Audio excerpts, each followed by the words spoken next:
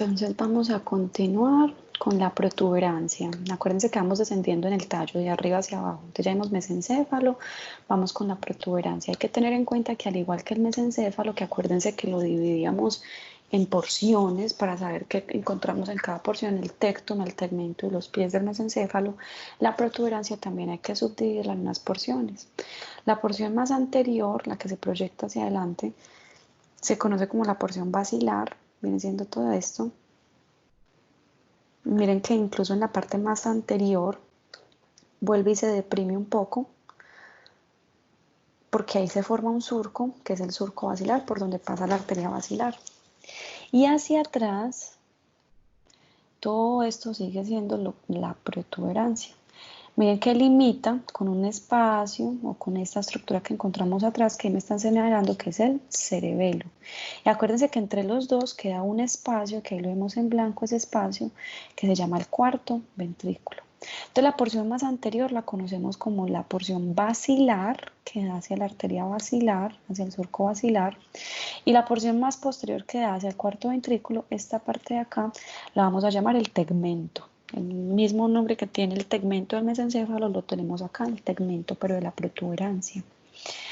Miren, incluso se diferencia muy bien por esa forma. En las resonancias se diferencia la protuberancia del mesencéfalo. Miren esa imagen y miren esta. Inmediatamente reconocemos que este es el mesencéfalo y reconocemos, por ejemplo, que ahí en número 1 me están señalando qué parte del mesencéfalo.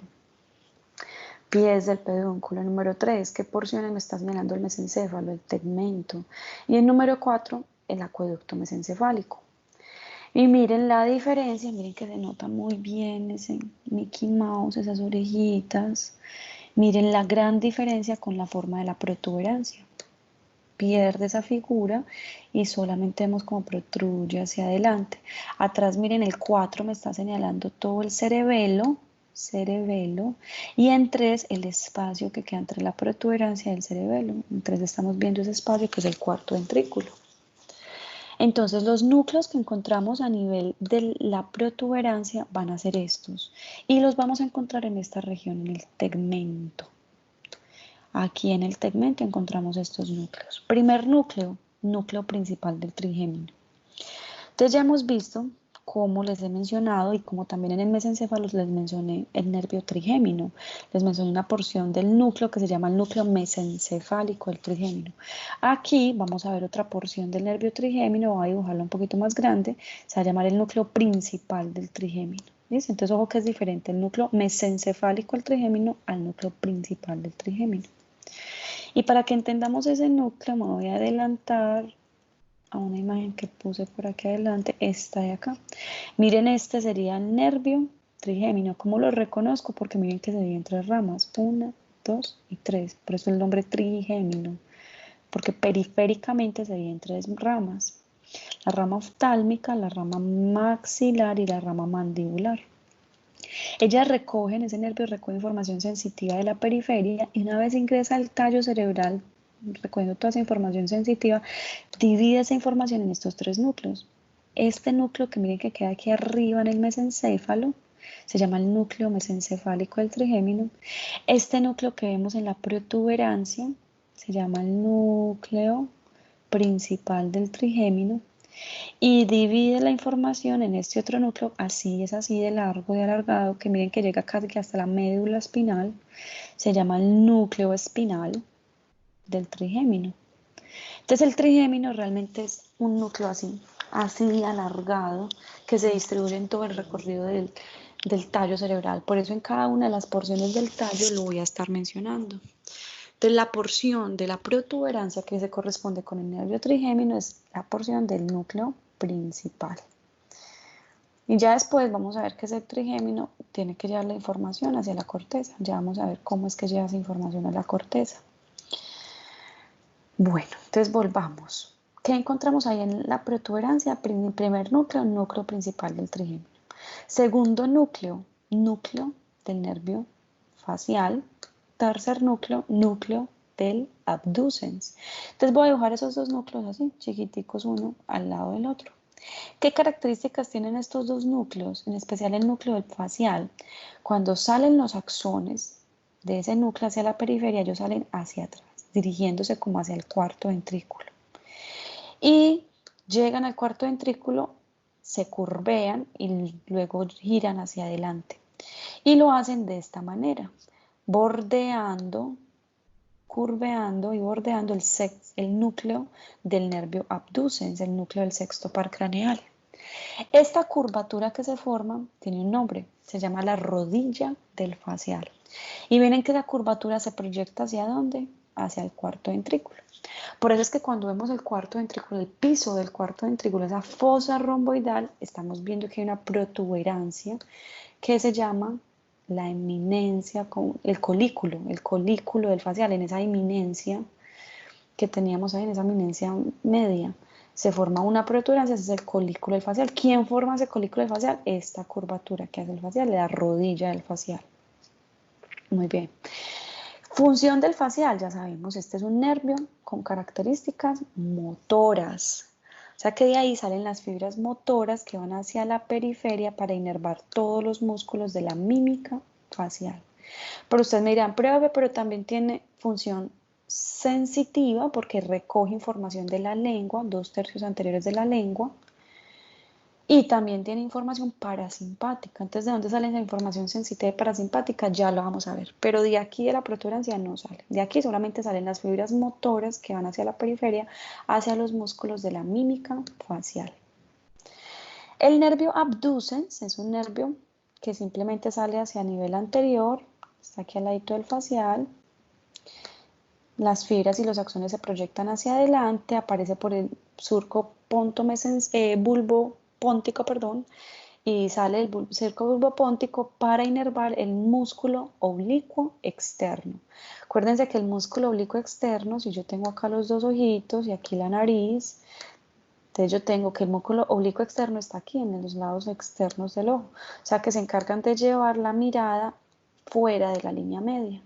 Entonces este paciente aquí está mirando con el músculo oblicuo externo hacia afuera y en este ojo está usando el músculo oblicuo interno, el tercer par craneal. A esto lo llamo la mirada conjugada.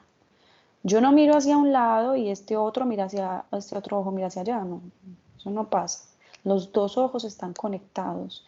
El sexto par craneal de este lado está conectado con el tercer par craneal de este lado. Entonces, así cuando este se activa, cuando este nervio se activa, este nervio se tiene que activar. Y por eso es que se da la mirada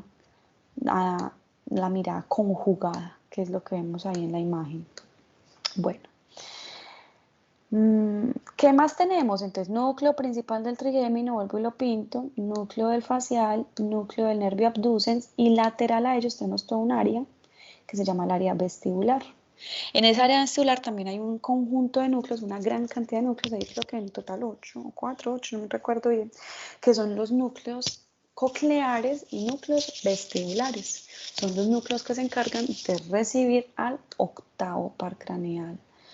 5, 6, 7 y 8. Octavo par craneal, tanto al nervio coclear como al nervio vestibular. Y ya incluso vimos un poco de esa vía auditiva.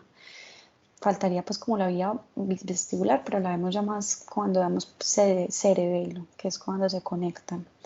Entonces, nada, ¿qué encontramos en la protuberancia en el área del tegmento? Esto, quinto, sexto, séptimo y octavo. Seguimos descendiendo y vamos y encontramos ya el bulbo raquídeo. Y en el bulbo raquídeo es muy complejo también de entenderlo. De hecho, para entenderlo anatómicamente hay que dividirlo en 3 porciones. En una porción inferior que se hace acá, un corte inferior que se hace acá a nivel de esta estructura, a nivel de la decusación piramidal, ahí entonces se va a encontrar este cruce, estos axones cruzándose de lado. Esa es la decusación de la vía motora.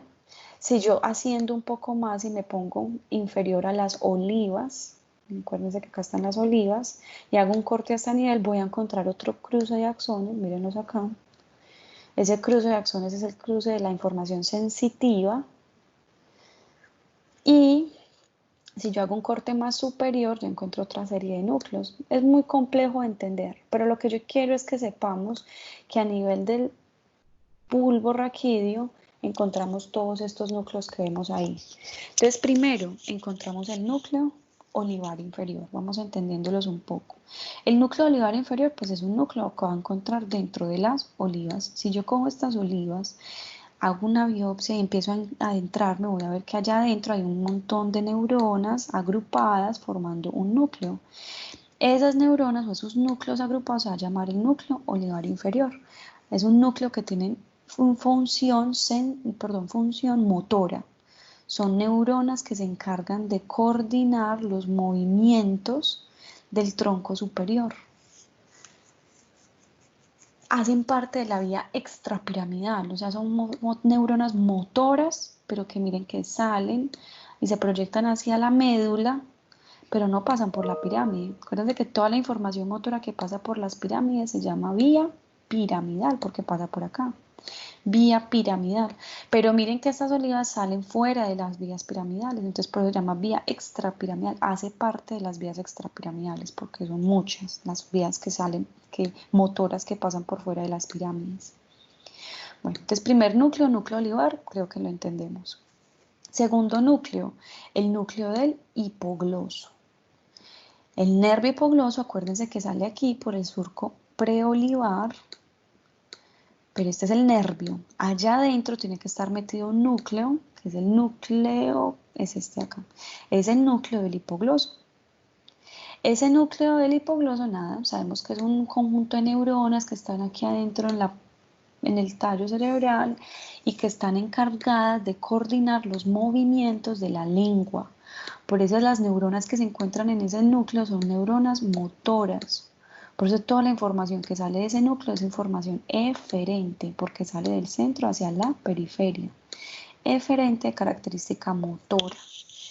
Se dirige hacia la lengua y coordina los movimientos de la lengua.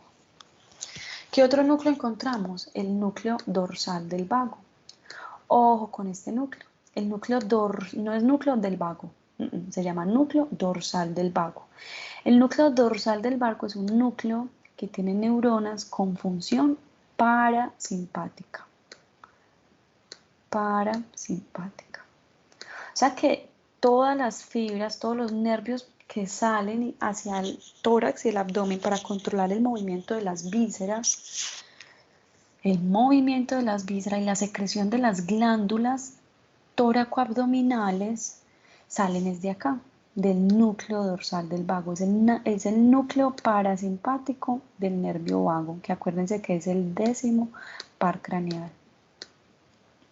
Siguiente núcleo, el núcleo ambiguo. El núcleo ambiguo se caracteriza por ser un núcleo motor. Motor de características voluntarias, no como el núcleo dorsal del vago, que es motor parasimpático, es involuntario, ¿no? El núcleo ambiguo, es un núcleo que nosotros podemos controlar, o que inerva músculos que nosotros podemos controlar. Específicamente los músculos del 9º par craneal, del 10º par craneal y del 11º par craneal. Entonces, del 9º par craneal, acuérdense que cómo se llama ese nervio. El nervio glosofaríngeo.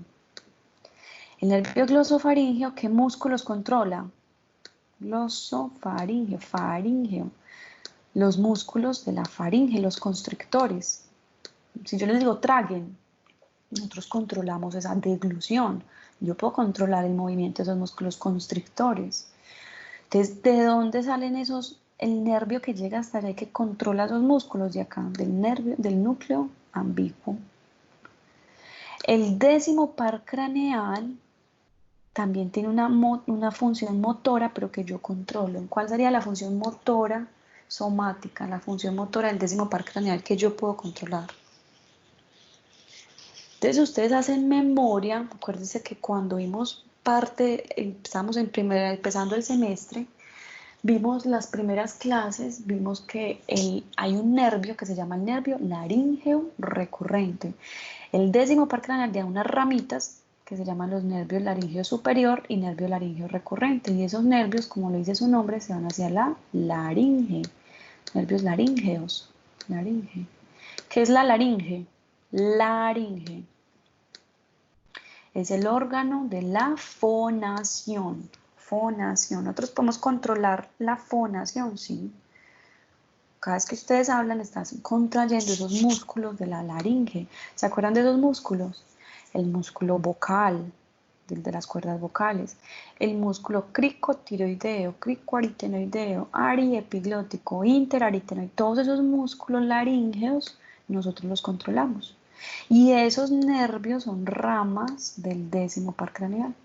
Y ese décimo par craneal salió también de este núcleo ambiguo y dio las fibras que llegaron periféricamente hasta esta laringe para poder controlarla.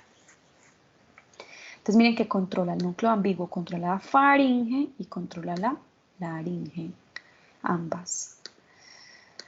Y por último me da también fibras para el 11º par craneal, nervio espinal o accesorio. ¿Qué función tiene el 11º par craneal? Controla el músculo trapecio y al esternocleidomastoideo. Entonces el núcleo ambiguo también envía fibras motoras, o sea que miren que es un núcleo eferente, un núcleo motor. Y ese núcleo llega hacia la periferia, también llega hasta el músculo esternocleidomastoideo,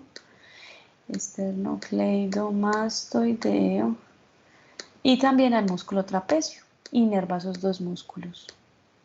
Entonces movemos el cuello gracias al núcleo ambiguo.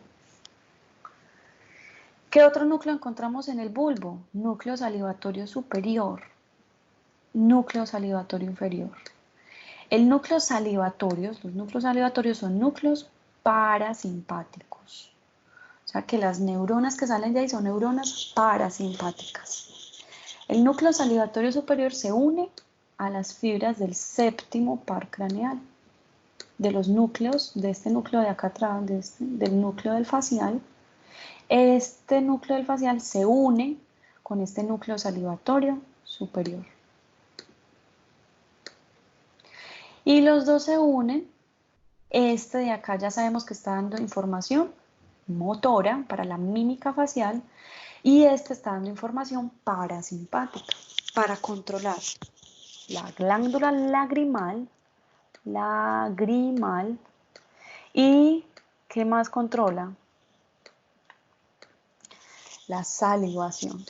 ¿Cuáles glándulas controla? ¿Cuáles glándulas de la salivación?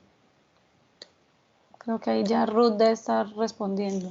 Es Ruth con la que hablé de eso ahorita en la clase de hoy. La glándula sublingual y la submandibular. Porque la glándula salivar, la mayor, la parótida, la más grande, la parótida, que también es una glándula salivar, parótida, está controlada, pero por este núcleo salivatorio inferior, que es el núcleo parasimpático del 9º par craneal. Entonces, la parótida se controla por el núcleo salivatorio inferior, la submandibular y la sublingual por el núcleo salivatorio superior. El núcleo salivatorio superior es el núcleo parasimpático del séptimo. El núcleo salivatorio inferior es el núcleo parasimpático del 9º. Núcleo del tracto solitario. Es un núcleo que se encuentra también ahí en el bulbo raquídeo que se encarga de recibir información. A él le llega información de la periferia. ¿Específicamente de dónde? De la lengua. De la lengua. ¿Qué información recibimos de la lengua? El gusto.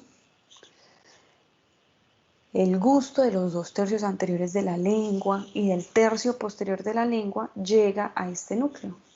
O sea que este núcleo, las fibras que llegan a este núcleo también viajan junto con el 9º par craneal, que irriga los 2 tercios posteriores de la lengua, y también viaja con el 7º par craneal, que irriga el tercio posterior de la lengua, y los 2 tercios posteriores de la lengua. Núcleo del tracto solitario. Y el último núcleo, entonces es un núcleo del tracto solitario, ya sabemos que es un núcleo sensorial que recibe el gusto. El núcleo espinal del trigémino, ya lo vimos. Vimos como el trigémino, aquí, tiene tres porciones, una porción mesencefálica, la porción principal y la porción espinal. Esa porción la encontramos ahí. Entonces miremos todos esos núcleos, vamos a ver si tengo esa imagen, sí. Si vemos todos esos núcleos así como pintados dentro, por allá adentro del bulbo raquídeo, vamos a ver cómo se encuentran esos núcleos. Me representan vamos a ver qué dice ahí, núcleo ambiguo, núcleo motor del 9, 10 y 11. Este rosadito que me pintan acá sería el núcleo dorsal del vago. Núcleo dorsal del vago, acá me lo pone como posterior, núcleo dorsal del vago. Es el núcleo parasimpático del vago. Este de acá, núcleo del nervio hipogloso. Este es un núcleo motor que va y mueve la lengua. Núcleo del tracto solitario. Este núcleo está recibiendo información ¿de dónde? De la lengua, del gusto. Y núcleo espinal del trigémino. Está también recibiendo información sensitiva de la cara. Y así es que se distribuyen todos los núcleos de los pares craneales. Entonces miren que los pares craneales, ahí está el primer par craneal, recibe información olfatoria, nervio olfatorio. Segundo par craneal recibe información de la retina. ¿Dónde se forma el primer par craneal? En el bulbo olfatorio. ¿Dónde se forma el segundo par craneal? Se forma en la retina. Por eso estos nervios, estos pares craneales no los estamos viendo en el tallo cerebral. No están ni en el mesencéfalo, ni en la protuberancia, ni en el bulbo. El primero estás en la nariz recibiendo información y de la nariz se va directamente a la corteza. Y el segundo está en la retina, se forma en la retina y de la retina ya vimos la vía óptica, parte de la vía óptica y vemos que llega primero al tálamo y de ahí se va para la corteza. De pronto se comunica acá con los colículos, pero se forma es en la retina. El tercer par craneal, a ver, yo rollo en esto. Vamos a poner acá el mesencéfalo, el puente y el bulbo. El tercer par craneal ya vimos que sí, que tiene el núcleo que se forma acá, el núcleo está acá en el mesencéfalo, se llama el núcleo del oculomotor y que al lado tiene otro núcleo que es el núcleo de Edinger-Westphal, que abraza, que lo abraza, que lo abraza y que salen los dos por la periferia. Acuérdense que el núcleo de Edinger-Westphal es el parasimpático, el núcleo del oculomotor es el núcleo motor. Este inerva los músculos motores del ojo y este inerva en los músculos de la pupila para hacer miosis.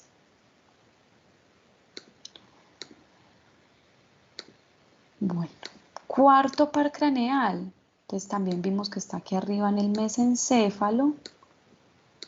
Solamente vimos que aparecía hacia atrás, se cruza con el cuarto del lado contrario, bordea el mesencéfalo y luego se viene hacia adelante.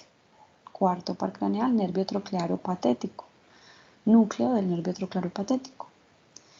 Quinto par craneal, acuérdense que el quinto par craneal tiene tres núcleos.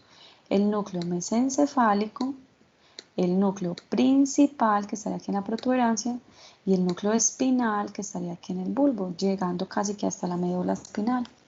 Entonces está el núcleo principal, está conformado por el núcleo mesencefálico y el núcleo espinal del trigémino. Entonces miren que los núcleos que conforman y ayudan a formar el quinto par craneal son tres, 1, 2 y 3. Bueno, y hay uno que no les mencioné, que es el núcleo motor del trigémino. Este es un núcleo pequeñito que está por aquí, que se encarga de emitir las fibras motoras para los músculos de la masticación. Núcleo del abducens, ¿dónde está? Acá en la protuberancia. No hay nada que decir de él, ya sabemos qué función tiene ese núcleo. Abducir la mirada, es un núcleo que está con constante comunicación con el tercero. Ellos dos se están comunicando para la mirada conjugada. Incluso el sexto de un lado con el tercero del otro, ellos todos están comunicando este con este y este con este. Para que si el paciente mire hacia la derecha, ahí está la nariz, este sexto par actúe y este tercer par craneal actúe. Esto se llama mirada conjugada. Bueno, séptimo par craneal, núcleo del facial. Acuérdense que el núcleo del facial está conformado por todos estos núcleos. Entonces el núcleo del facial se encuentra en la protuberancia. Acuérdense que forma la rodilla del facial y luego hacia adelante. Él está acompañado de un nervio chiquitico que tampoco les mencioné, el núcleo del facial, que se llama el núcleo de Wirsung. Es un nervio que acompaña el nervio facial y que se encarga de la información sensitiva de la oreja. Nosotros nos tocamos el pabellón auricular y el conducto auditivo externo y sentimos ese conducto auditivo externo gracias a este núcleo de Wirsung. Núcleo también lo ayuda a conformar el núcleo salivatorio superior, que sabemos que está aquí en el, entonces vamos a pintarlo en azul. Aquí en el tallo, en el bulbo, vimos que hay otro núcleo que se llama el núcleo salivatorio superior. Se le pega esas fibras y ayuda a conformar ese núcleo que es el parasimpático para irse a la glándula lagrimal y a las glándulas salivares. Y también hay un núcleo por acá que es el núcleo del tracto solitario. Todos estos núcleos se unen periféricamente y forman el nervio facial. El núcleo del tracto solitario recibe información del gusto. Octavo par craneal lo vimos en el área vestibular. Todos los núcleos cocleares y vestibulares están aquí en el puente, en la protuberancia. Noveno par craneal, acuérdense que está conformado por el núcleo ambiguo, el núcleo salivatorio inferior y el núcleo del tracto solitario, porque también tiene función gustativa. Parótida, faringe. Décimo par craneal está conformado por el núcleo motor dorsal del vago, parasimpático, núcleo ambiguo, motor de la laringe, núcleo del tracto solitario, porque también tiene gusto. El tercio posterior de la lengua también tiene el décimo está implicado ahí, por eso lo menciono ahí. Onceavo par craneal está formado por el núcleo ambiguo. Él solamente tiene que ir a mover el núcleo ambiguo, solamente tiene que ir a mover el esternocleidomastoideo y el trapecio. Y el doceavo par craneal, núcleo del hipogloso, mueve la lengua. Muy bien. Ahí está, este es como el resumen. Este es el resumen de la clase. Listo. Complejo, yo sé que es como maluquito entenderlo, me enreda en todos esos núcleos, pero repásenlos, píntenlos como yo se los pinto y van a ver que se van quedando, se van aprendiendo mucho más fácil. Y aquí vemos como una representación de todos esos núcleos, cómo están en el interior del tallo cerebral. Miren el núcleo de Enger-Westphal, paren este video, píntenlo así, miren la imagen, miren el núcleo motor, oculomotor. Aquí abajo, ¿quién sería este? Pues el núcleo del cuarto par craneal, el patético, mesencefálicos, área vestibular, núcleos cocleares.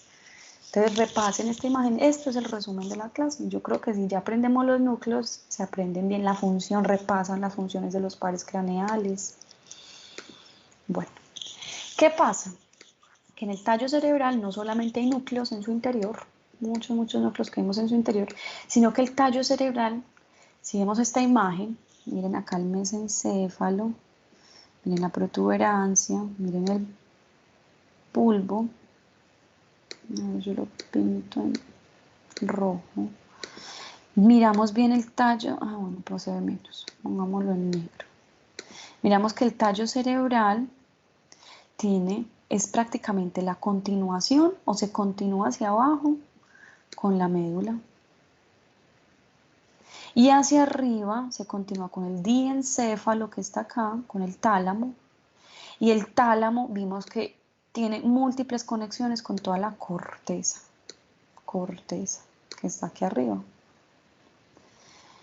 Entonces el tallo cerebral es simplemente también un área de paso. de información que tiene que subir desde la periferia del cuerpo, desde los miembros inferiores, desde los miembros superiores. Desde esta periferia la información se capta y tiene que subir por la médula, tiene que pasar por el tallo, tiene que llegar al tálamo y del tálamo tiene que proyectarse hacia la corteza. Entonces por el tallo cerebral tiene que pasar esa información que va subiendo, que va ascendiendo. Tiene que pasar todas esas vías aferentes. Y de igual manera, la corteza emite información hacia la periferia. Y esa información que sale hacia la periferia, que se inicia específicamente acá, ¿cómo llamas Ari? Y estás de acá. Toda esa información que se crea ahí sale, también tiene que llegar hacia los músculos del dedo gordo del pie, hacia abajo, y tiene que pasar por este tallo cerebral. O sea que también el tallo es un área de paso o sirve como una estructura para permitir el paso de vías descendentes de la corteza, vías aferentes, vías motoras. Entonces por eso yo aquí también hablo que dentro del tallo no solamente hay núcleos, sino que el tallo también tiene que permitir el descenso de información de tractos, el descenso de tractos y el ascenso de tractos. Los tractos que descienden son principalmente información motora. ¿Por dónde desciende esa información motora? Entonces tiene que pasar por el mesencéfalo. ¿Qué parte del mesencéfalo desciende la información? Esta de acá. Los pies del pedúnculo. Todo lo que va bajando baja por acá, por los pies del pedúnculo. Sigue la información motora descendiendo y llega a la protuberancia. Desciende por toda esta porción, la porción basilar. Y cuando llega al bulbo, desciende por acá, por las pirámides vulvares. Acuérdese que esa información descendente tiene un nombre y se llama la vía piramidal. Por dos razones. Primero, porque desciende por las pirámides vulvares. Y segunda razón, porque la corteza, acuérdense, las células piramidales, las células gigantes de Bertz tienen forma de pirámide, pirámides grandes. Entonces, por la forma de las neuronas y porque pasan por las pirámides del bulbo es que se llama la vía piramidal.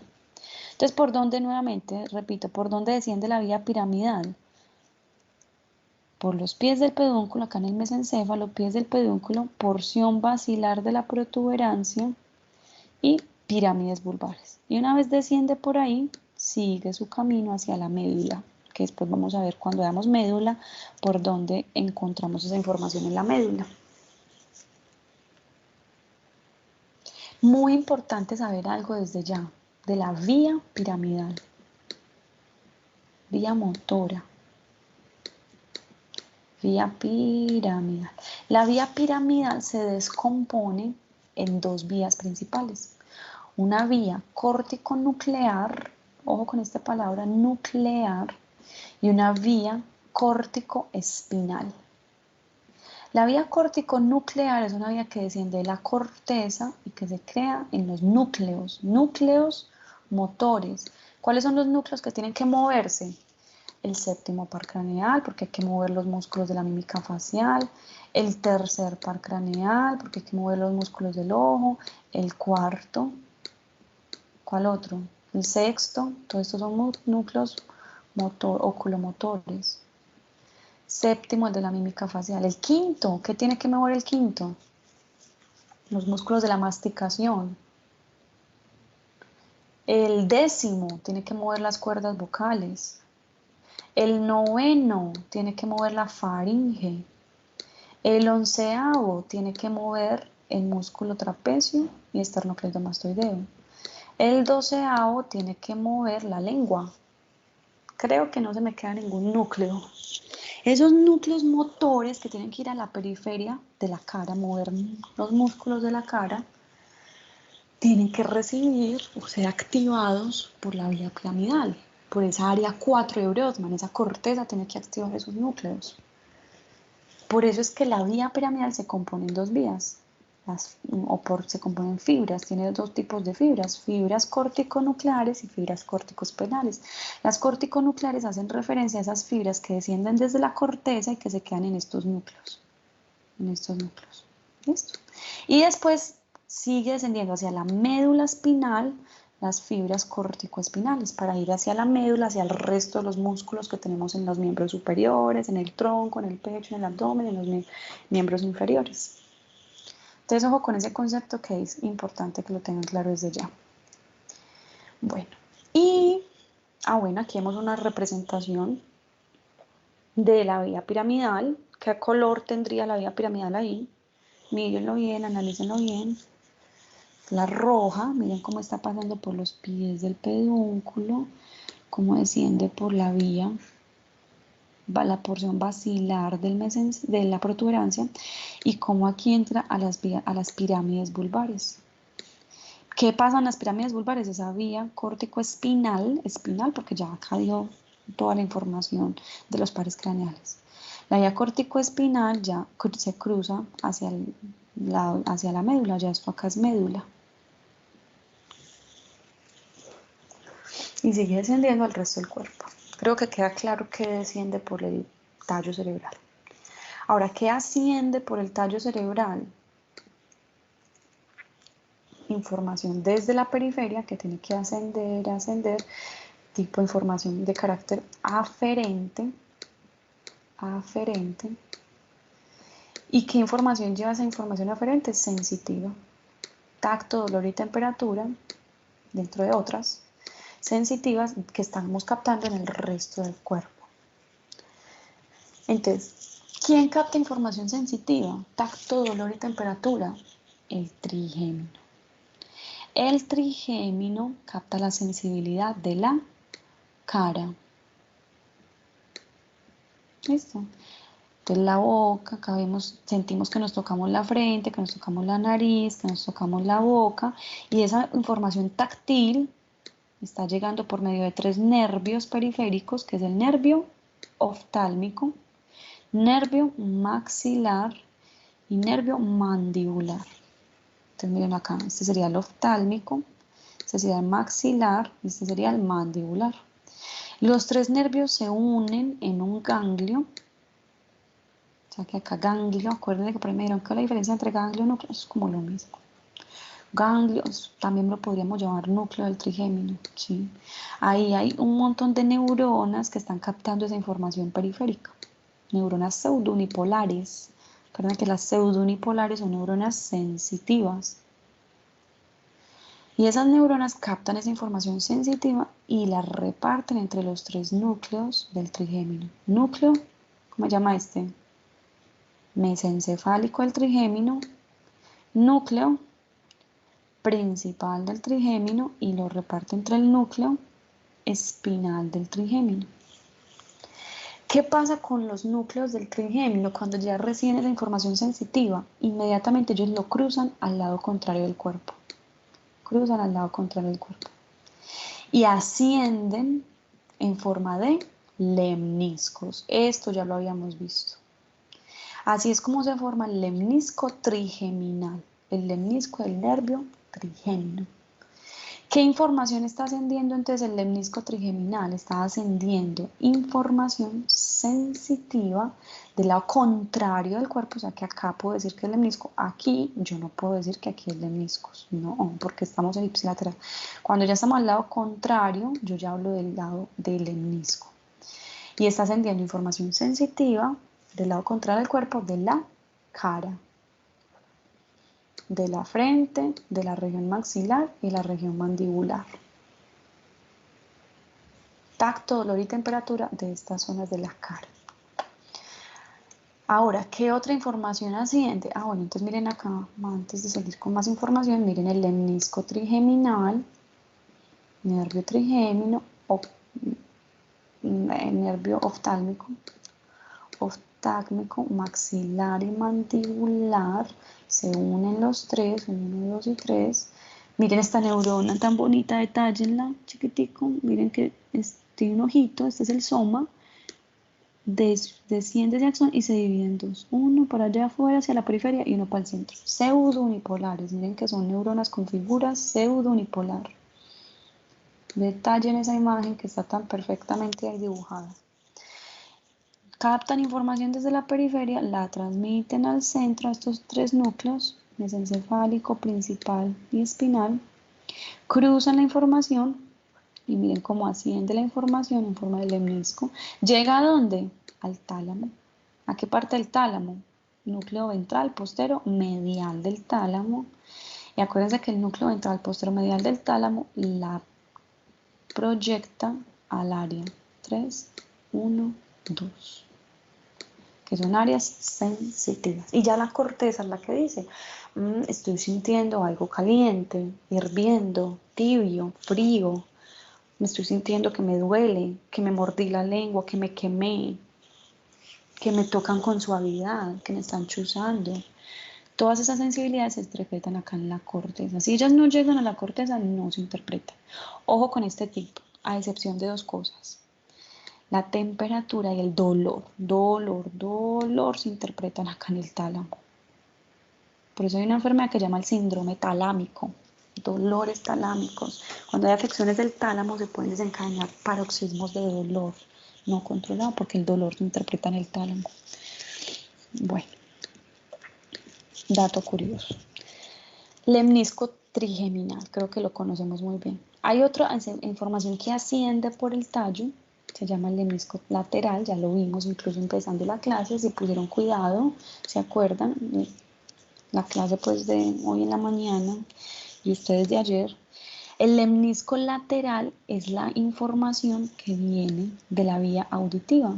Entonces miren que la información de la audición, ahí dibujamos la orejita, dibujamos el conducto auditivo, la membrana timpánica, los huesecillos 1, 2 y 3, cómo estimula la ventana oval, cómo sube la perilinfa, el órgano de Corti se estimula, se activa ese órgano y se va hacia el centro, mandando información auditiva. Estoy escuchando algo, entonces viaja hacia el centro, listo. Nervio coclear o vestíbulo coclear, se lo vamos a llamar completo, llega a los núcleos cocleares, que ya vimos dónde quedan esos núcleos cocleares, en la protuberancia. Hay dos núcleos cocleares, un núcleo coclear dorsal y un núcleo coclear ventral. Y esos núcleos cocleares, ¿qué hacen? La cruzan al lado contrario del cuerpo y la ascienden, de hecho también se suben por el mismo lado del cuerpo, pues es que la información auditiva es bicortical, sí, tiene interpretación bicortical. Bueno, en fin, la cruzan al lado contrario del cuerpo y la empiezan a ascender en forma de lemnisco. Pero ese lemnisco lo vamos a llamar lemnisco lateral. El lemnisco lateral asciende la información auditiva. ¿Dónde llega el lemnisco lateral? A los colículos inferiores. Miren ahí la lámina cuadrigémina tan bonita como me la representan. Colículos inferiores. Los colículos inferiores la proyectan. Volvemos a lo mismo. Miren que habíamos visto acá.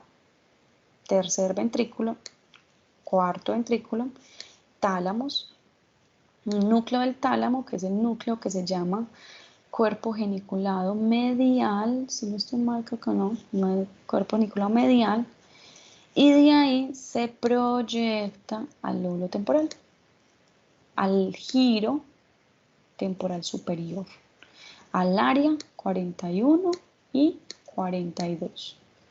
Y ahí es que se interpreta la audición. Entonces miren que es otra información que se capta periféricamente, pero que debe ascender por todo el tallo cerebral.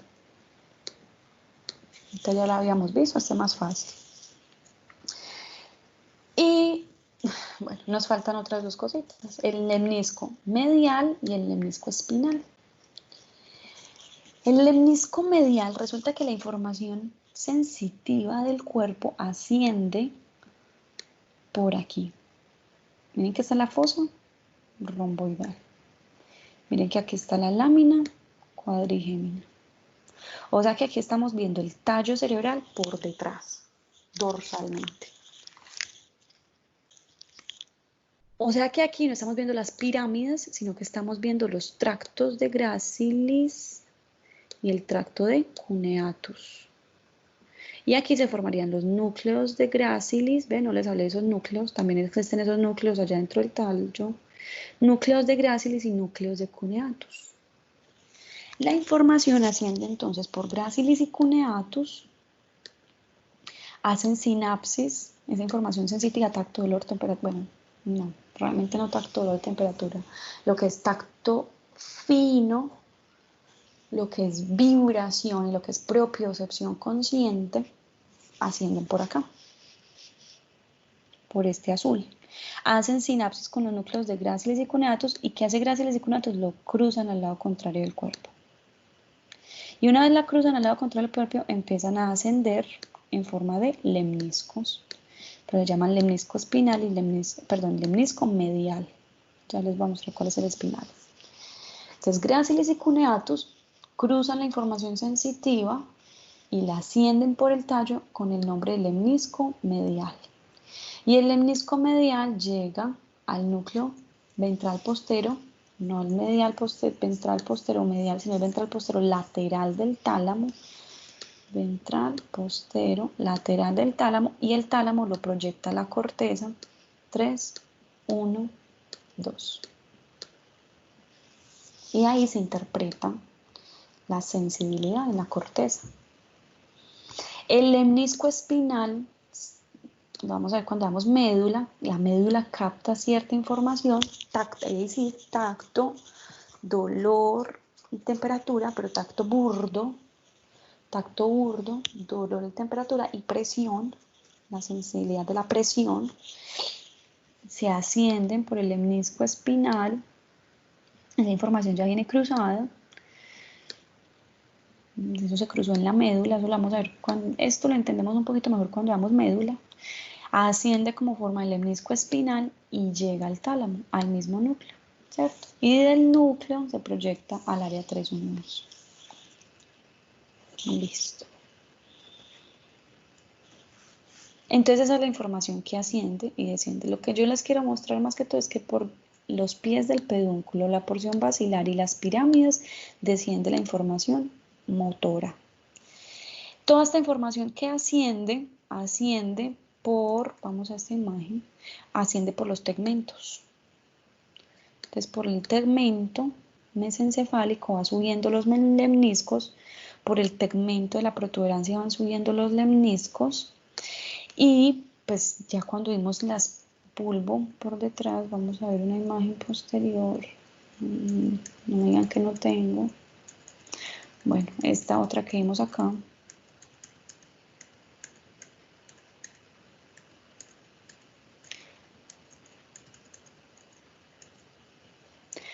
Por los tractos de Gracilis y Cuneatus en el bulbo van ascendiendo la información. Entonces asciende por los tractos de Gracilis cuneatus, y después por el tegmento de la protuberancia y después por el tegmento del mesencéfalo. Toda esa información asciende, hace sinapsis con el tálamo y el tálamo lo proyecta a la corteza correspondiente. Generalmente al área 3, 1, 2. O al área 41 y 42, como vemos por ejemplo en la información auditiva. Bueno, ya me quiero escribir. Para terminar, 3 palabras de esto, muchachos. Dentro del tallo, el tallo es una cosa muy compleja. Hay otra gran cantidad de núcleos. Muchos, son demasiados. Se llaman la formación reticular. Hasta el día de hoy son tan complejos esos núcleos que todavía no se han logrado entender del todo. ¿Qué pasa con esos núcleos de la formación reticular? Están todos tan interconectados el uno con el otro, son tan complejos, forman una red dentro del mismo tallo cerebral, por eso se llama reticular, la formación que tenían, la comunicación que tenían todos con todos, formando ese mallado, esa red dentro del tallo. Se sabe para qué sirven unos, hay otros que todavía no se ha descubierto para qué sirven, para qué su función, pero dentro de esos núcleos se dividen entre estos, están los núcleos del Raphe, que son los núcleos del centro, los que mueven en rojo, son los núcleos centrales. O están los núcleos de la formación reticular paramediana, los núcleos de la formación reticular lateral, los núcleos del sistema SARA, que no sé por qué se los puse ahí, los grupos nucleares adrenérgicos y noradrenérgicos. ¿Se acuerdan de cuál es el núcleo noradrenérgico?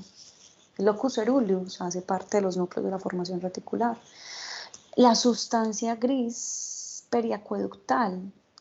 Si ustedes vieron el acueducto mesencefálico, vamos a ver una imagen del mesencéfalo, miren acá. Y si ustedes detallaron ese mesencéfalo, miren el acueducto mesencefálico, y miren cómo alrededor está como gris. ¿Sí vieron? Sustancia gris. ¿Qué es sustancia gris? Núcleos. Entonces ahí hay otro acúmulo de núcleos, se llama la sustancia gris periacueductal. Esa sustancia gris periacueductal hace parte de los núcleos de la formación reticular. Y hay más. A ver si se los puse por acá. Núcleos, el centro del vómito, se llama así, ¿no? Núcleos del centro del vómito. Núcleos del centro cardiorrespiratorio, son más núcleos que forman las partes del RAFE. Lo principal de esos núcleos es esto, ¿para qué sirven? Les voy a anotar aquí el SARA. Se han dado cuenta que esos núcleos, sistema activador reticular ascendente. Esos núcleos cumplen estas funciones, eso es lo importante de esos núcleos, saber para qué sirven. Son los núcleos responsables de regular el estado de vigilia. Esos núcleos, sin esos núcleos estaríamos en coma. No habría cómo activar la corteza, no habría cómo controlar el estado de conciencia. Siempre que nos despertamos en la mañana, esos núcleos todos son el switch on, son lo que prenden todo el sistema nervioso central. Ahí se encuentra la energía, la batería, el que prende el sistema nervioso central. O sea que esos núcleos se activan primero acá en el tallo, se despiertan y se activan en el tallo y luego tienen que viajar al tálamo. Y en el tálamo, ¿cuáles son los núcleos que se encargan de activar la corteza? Acuérdense que son los núcleos intralaminares. Y esos núcleos intralaminares, todos se comunican con todos y prenden a todos los diferentes núcleos del tálamo para que todos los diferentes núcleos del tálamo activen la corteza. Y así es que se activa la corteza, se pone en on y nos despertamos. Y todo eso pasa gracias a estos núcleos del RAFE. Ese es el responsable de regular el estado de vigilia.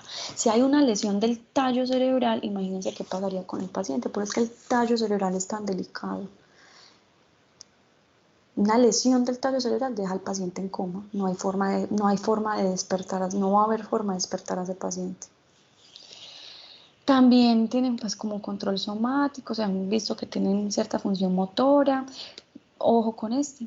Ahí se encuentra el centro cardiorrespiratorio, los núcleos que se encargan de coordinar la frecuencia cardíaca y la frecuencia respiratoria. Si se lesionan esos núcleos, ¿qué pasaría? El paciente entraría también en un paro cardiorrespiratorio. Se modula el dolor, también son núcleos encargados de controlar o de percibir ciertas sensaciones de dolor. Y hay núcleos que se encargan del vómito, del centro vómico, el centro del vómito.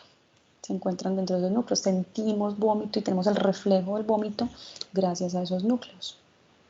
Entonces, por eso es que esos núcleos, muchachos, son tan importantes y por eso es que el tallo cerebral es tan importante. ¿Cómo podemos saber si el tallo está íntegro o no está íntegro? En un paciente que me llega inconsciente al servicio de urgencias. El paciente está inconsciente, yo tuve un trauma encefalocraneal, yo no sé si tiene compromiso o no del tallo cerebral. ¿Cómo puedo hacerlo? Con una serie de exámenes que le aplico al paciente específicamente guiándome por los pares craneales. Y eso es lo que van a aprender el próximo semestre. Yo les voy a adelantar esa clasecita que me gustaría que la vieran este semestre. Ustedes que son tan inteligentes, que tanto saben de neuro, que tan juiciosos han sido, creo que aprovecharían mucho esa clase teniendo todos estos conceptos claros. Entonces creo que ya tallo queda más que aprendido. Si tienen dudas, si les quedó alguna pregunta, las anotan a medida que vayan viendo la clase, vayan anotando y lo resolvemos. ¿Listo? Entonces les dejo hasta ahí esto.